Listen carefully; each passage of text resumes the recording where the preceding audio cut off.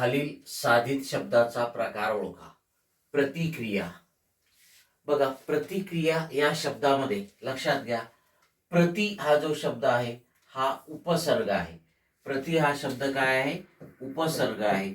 आणि तुम्हाला माहिती आहे की उपसर्ग जे असतात हे शब्दाच्या अगोदर लागतात, पूर्वी लागतात, मागे लागतात.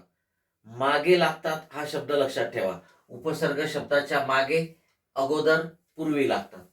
प्रति हा उपसर्ग आहे आणि याचा अर्थ उलट फिरून असा होतो.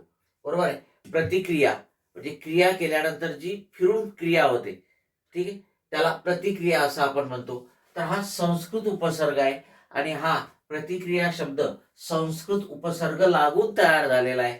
म्हणजेच हा शब्द जो आहे हा उपसर्ग घटित शब्द आहे. ठीक आहे. मूळ शब्दाच्या पूर्वी, ठीक आहे, जे शब्द किंवा अक्षर लागतात त्यांना काय म्हटलं जातं? त्यांना काय म्हटलं जातं? उपसर्ग म्हटलं जातं. आणि असे उपसर्ग लागून तयार झालेले जे साधित शब्द आहेत त्या साधित शब्दांना उपसर्ग घटित शब्द असं म्हटलं जातं. ठीक आहे.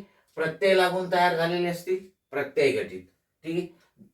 परस्पराशी संबंधित दोन शब्दाच्या मधले विभक्ती प्रत्यय किंवा शब्द गाळून शब्द एकत्र आले असतील त्याला सामासिक शब्द म्हणतात. आणि शब्दाची पुनरावृत्ती, द्विरुक्ती होत तयार झालेल्या शब्दांना अभ्यस्त शब्द म्हणतात.